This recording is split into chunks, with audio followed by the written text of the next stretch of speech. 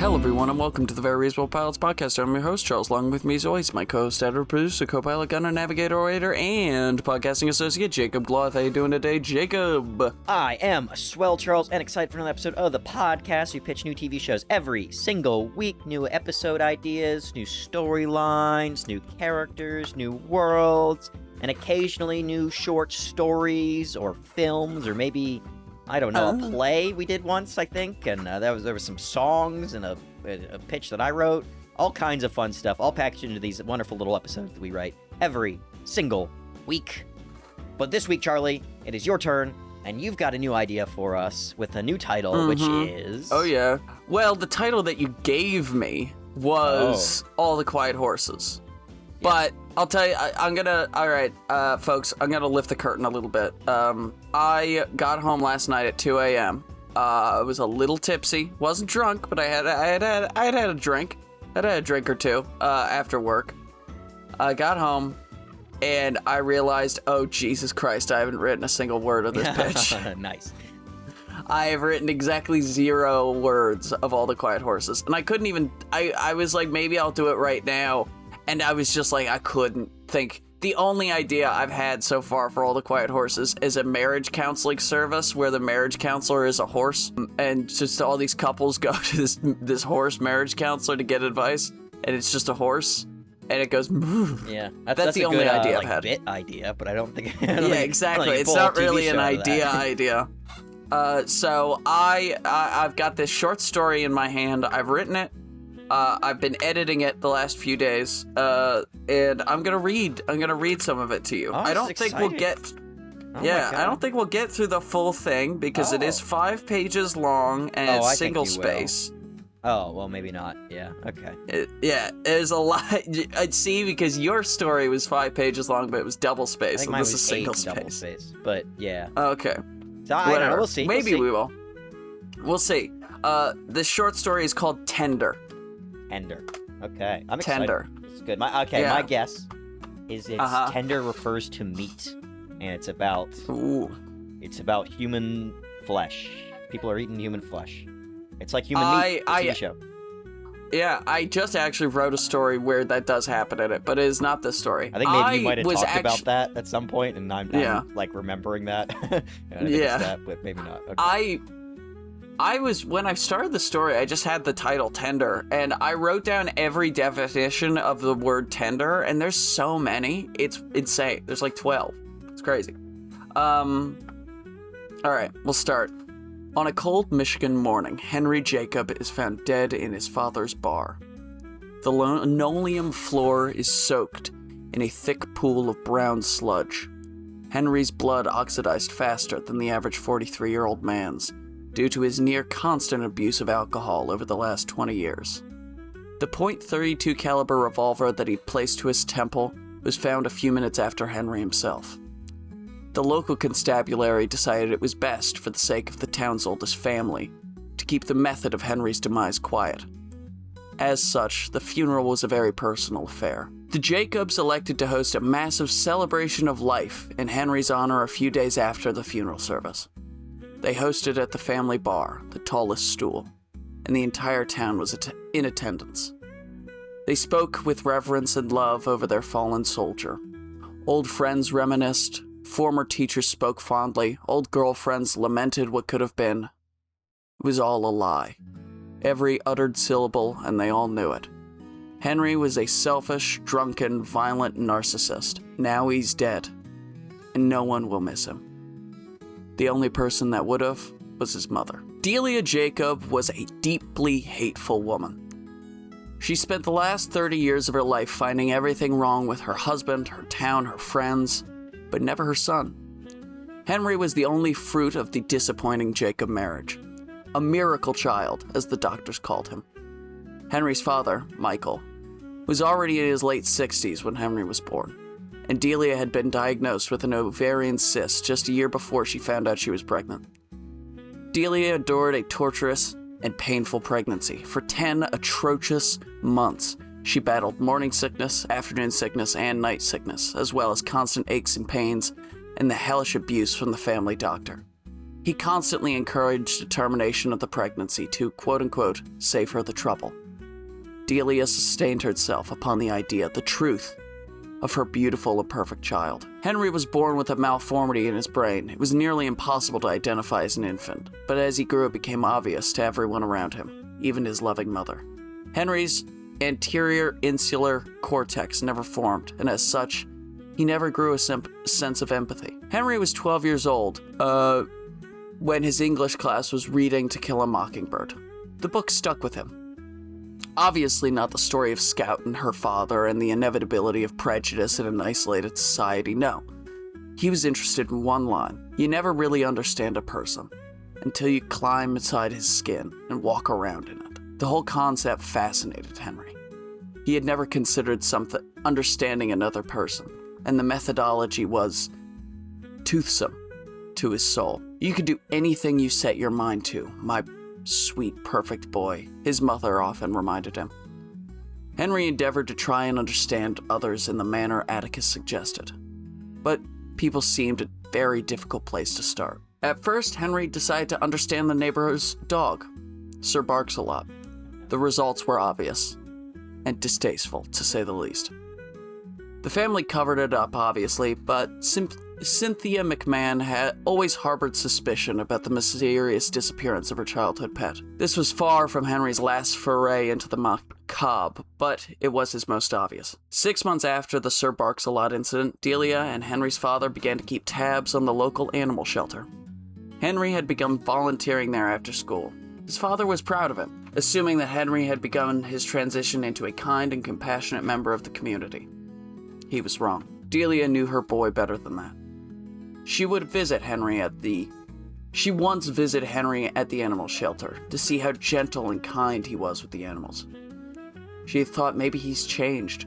Maybe it was one big misunderstanding. She walked through the artificially lit hallway with a spring in her step. The blanket of pet hair that attached itself to her pant legs was of no concern. Her boy was normal. He was kind. He was everything he was supposed to be. And then she heard it. I just don't understand what's going on. I mean, the food, exercise, water hasn't changed, but recently more and more of our dogs are getting sick. Could it be, kennel cough or something else like that? I already thought of that, but if that were the case, only one group of animals be sick. But it seems like it's everywhere. Almost planned. The two faceless, nameless volunteers had violated the fantastic portrait she had painted. She sobbed in her car for 45 minutes. It was the final straw, or the final realization that she had made a monster. The fruit of her womb was rotted. The next day, she removed him from the volunteer program, instead opting to isolate him to his studies. If I can't fix him, at least I could keep him safe from the moral world, she thought. Extreme academic expectation and Ivy aspirations kept Henry busy, until his junior year of high school. As college rose like a sun upon a distant horizon, Henry realized they'd never really spent any time with girls. He wasn't sure he entirely enjoyed them in the same manner as his fellow teenage boys, but he would attempt to build some kind of repartee, seeing as he was set to attend Yale at the end of next year. He asked out Samantha Wilson on a misty April morning. She was nose deep in a tawdry romance novel about a young outcast falling for a frumpy young caterpillar who transforms into a beautiful and sexually confident butterfly, with the help of her handsome and mysterious lover, of course. Samantha looked up and saw Henry walking towards her. Art reflects life, she thought, with a mixture of terror and excitement. Henry wasn't an ugly boy. He exercised and used the appropriate level of deodorant, and even bathed on a regular basis. A rarity in teenage boys. Samantha thought, well, Henry is weird and kind of rude, but he's also loaded. Maybe he's just a tortured soul, projecting a difficult home line onto the rest of us. Yes, that must be it. He's a tortured heir, like Heathcliff or Bruce Wayne. That has to be it. Samantha was wrong, and after her time with Henry concluded, she knew that fairy tale lovers were only that. Tales. On their first date, Henry took Samantha to the country club, of which his family were the prime beneficiaries. It was a small place, size enough for 9 holes of golf and a clubhouse where they served a variety of uninteresting meals to uninteresting people. Samantha had never been somewhere like this. Ornate sculpture hanging from the walls, gorgeous oak wood paneling everywhere, the white-gloved servers gliding across the floor silently, like a ballet of efficiency. This must have been how Belle felt, she thought to herself, her cheeks beginning to sting with the unending smile that found itself across her face. They shared a bowl of French onion soup and a salmon Cobb salad. They went for a walk on the grounds, admiring the nature that remained unmolested by the capitalists in the clubhouse. Samantha was smitten. But her memory was incomplete. She had remembered the beauty, but not the beast. Their second date was less of a roaring success. Henry decided that he did, in fact, enjoy Samantha's company, even if she was a bit pedestrian. He elected to show her some of the things he was passionate about. They went duck shooting. Samantha had, of course, fired a shotgun before. Having grown up in rural Michigan, it was something of a rite of passage. But she had never killed anything and had no desire to. She ate meat and didn't burst into tears at the sight of roadkill, but she found the concept of killing something herself distasteful. Henry, obviously, was unconcerned with her discomfort as he turned his father's F-150 onto the private spit of land the Jacobs had held for decades. They left the car, and Henry gleefully explained the process of duck hunting and showing off his custom duck whistle. He armed them both with pump-action shotguns, and they clambered into a tent set up next to the marshy tundra. They sat in silence for about an hour, Henry in a quiet, almost meditative state of anticipation as he stroked the barrel of his pump-action shotgun. Samantha sat next to him, regretting her romantic fantasies. As she opened her mouth to suggest a movie, Henry stood up and bang, bang, bang! They spent the next 20 minutes scampering around the marsh looking for his kills. Henry made her carry the 2 duck corpses back to the truck. Her tears seemed only to embolden his infatuation with the young woman. After much coaxing and a reasonable stipend from Henry's father, Samantha agreed to a 3rd date. She regretted her decision almost immediately. Henry picked her up from her parents' house and they drove to the drive-in. The most romantic movie Henry could think of was playing, The Evil Dead. At about the halfway mark, as Ashley Williams is confronted with the fact that in order to survive, he has to kill the people that he loves most, Henry makes his move. His hands slid up Samantha's thigh and under her skirt as he moved his mouth towards hers. She pulled back immediately and pushed his hand off of her. Henry, I don't want to do that. No. Henry never got used to hearing that word. No.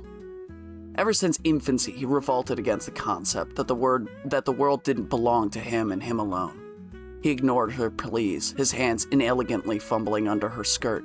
Samantha began to let out a whimper, emboldening the boy. Before it could go any further, Samantha realized what would happen if she stayed put.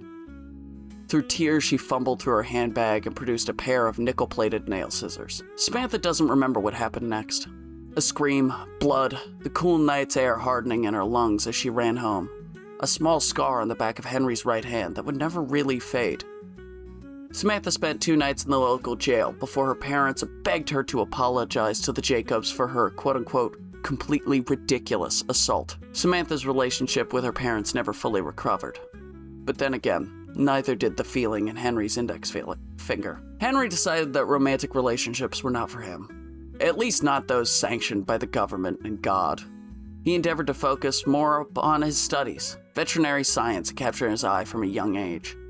All throughout high school, he studied biology, chemistry, and every animal behavior class that he could take. For a period of 6 months, he petitioned his increasingly distant father to fund the school trip to a local animal preserve that has the only albino wolf in captivity on the planet. After months, his father relented and funded the entire school to go. Henry was the king of the school for the week prior to the trip. On the trip, Henry decided so very hard to make friends, but it rarely ended well. Most of his fellow teenagers were not interested in the mating habits of the American mongoose or how the hierarchy of great ape tribes functions during a drought. One boy, Henry discovered, was quite infatuated with him and his strange hobbies. Mitchell Hawkins was always a bit of a black sheep in his family. Having come from a long line of football stars and war heroes, Mitchell's 5'6", 145-pound frame did very little to impress his father or brothers.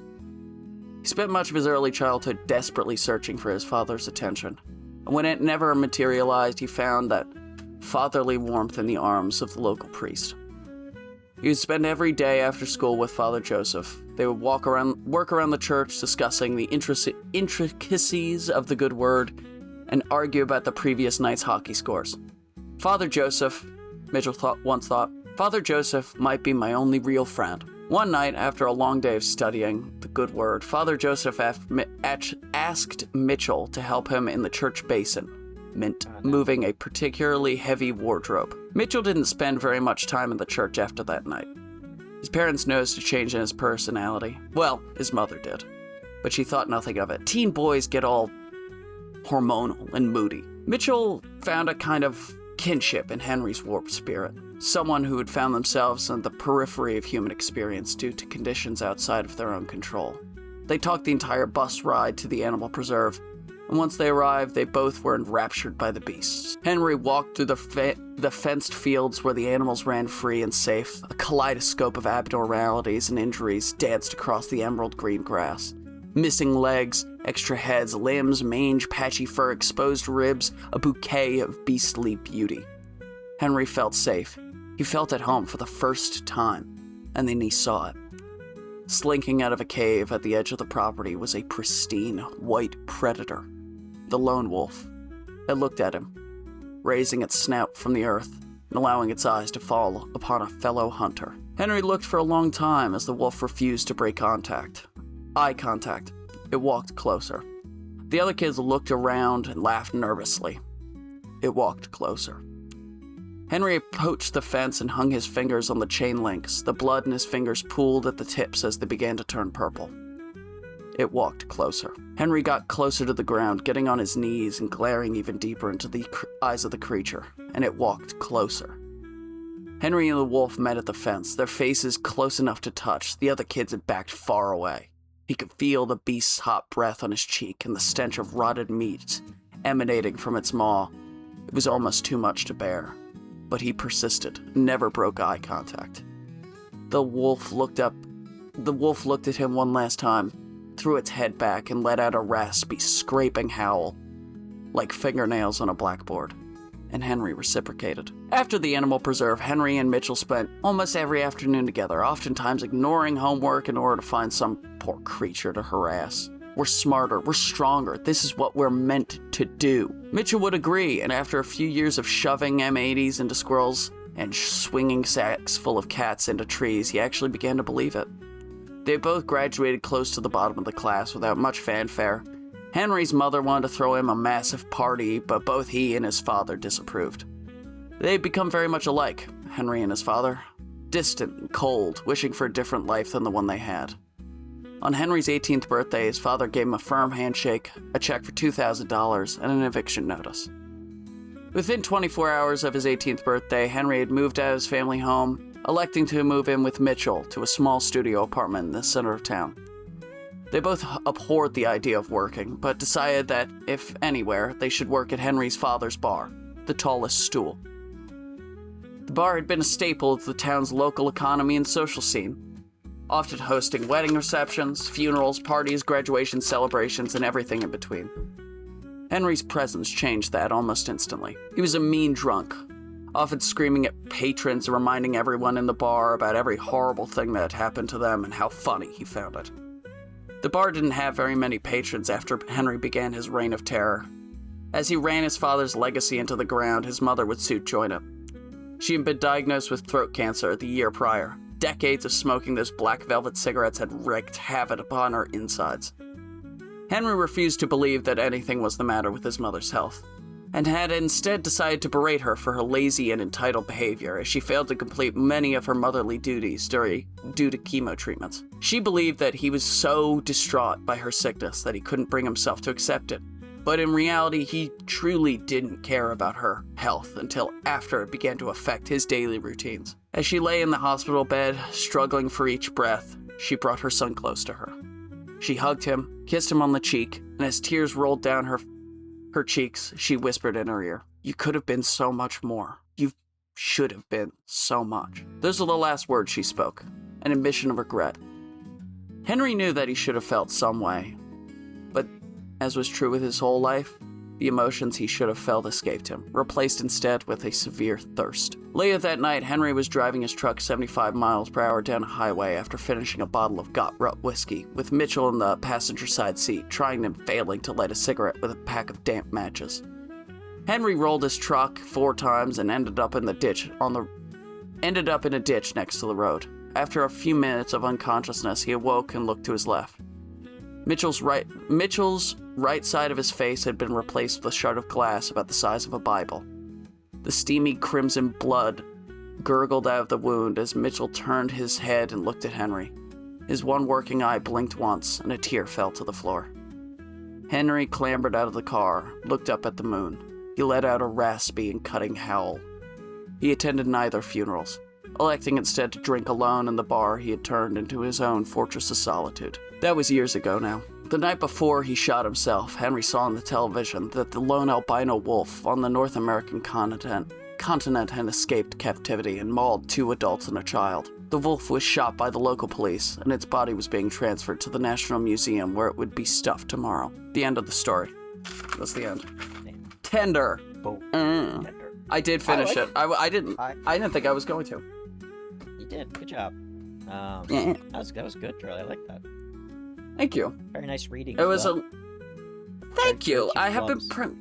Yeah, I was surprised. I thought I was gonna flub more. Yeah, I was happy with Tender. It's definitely still a work in progress. The flubs that I did have were probably where I had marked down some change that I needed to make, but haven't had time to go in and make the change on a Word document and reprint it. But yeah, I was happy with Tender, and it's I printed it out. I find if I'm editing something, it makes it a lot easier if I print it out. People say that all the time. Yeah, I don't know how to print it, but so I don't do it. But I like the story a lot. I didn't expect it's dark. It was gonna. Well, I mean, I got the idea once you told me about the skin thing. But you actually kept going in interesting ways with all the different characters. So. Yeah, I like this kind of small town Americana where it's you just meet these kind of unique and weird people. You know? Yeah. Samantha was my favorite character by a country mile. Samantha Hawkins is the best character. My humble opinion. Delia's sick. I love Delia. Yeah. And I actually do have another story involving the Jacob family. Ready. I haven't written it yet, but I have the outline written. Completely separate. None of the returning characters. But and Samantha is in a different story I'm writing, actually, which is fun. Yeah. There's a little short story universe going on here. Yeah, I know. I didn't even mean to do that, but I was I started this other story about this guy who he just got out of prison and he he needs to find a job, and so he goes to a small town in Michigan and he gets a job at a bar, and I was like, well, what if he got a job at the tallest stool? So, and Samantha runs the tallest stool now. She took it over. It's kind of her fuck you to Henry and his family. Yeah. Yeah. So, that's that. And if you didn't get, Tender was a bartender. He was a bartender. That was why that's why the story's called Tender. At least ostensibly. Thank you all for listening to the Very Reasonable Pilots podcast. I've been your host, along with me as always, my co-host, editor, producer, co-pilot, guide, navigator, orator, and podcasting associate, Jacob Gloth. If you like what you heard here and you want to hear more, please give a like, follow, subscribe, tell your friends, tell your family, tell your dog, tell your cat. Remember, we'll be here next week with a brand new television series for you to imagine and enjoy. Now, Jake, next week is 310, so we're not going to do, we're doing Off the Dome. Yeah. And I obviously have All the Quiet Horses, but do you want your title next? Well, yeah. Or do you... Right, because I'm 311, yeah. Or, yeah. You want your title, all right. Yeah, I do. 1 or 2. Pick one of those two numbers. I only get 2 options? You gotta write some more titles. Yeah. Man. I like one. to exhaust one. Oh, this is actually my favorite title that I have. Hugh and the Shrinking City. That's the name of the show. Or movie. Hugh and the Shrinking City. It's gonna be about a guy who he lives in New York City, and he just feels like his life is spiraling out of control, and like he feels so small in his world, and it's gonna be like this really in-depth, sad story about this guy and his like him losing control of his life and feeling small in the world and unimportant. And it's gonna be that's cool. Definitely like not it. A cool sci-fi story about a shrinking city. That's not what. That'd be lame. That's not fun. It's got to be about a sad man. It's gonna be a sad fat man. That guy. His name's not even gonna be Hugh. It's gonna be Hewifer. Yeah, a sad man with erectile dysfunction. Yeah, and yeah, it's actually the opposite. It gets smaller when he gets excited. Yeah. Hey, That's write what you scene. know, man. That's. Oh, okay. Maybe you'd have to write it then. Nice. All right. Thanks for listening. We got jokes. Have a good See one. y'all next week.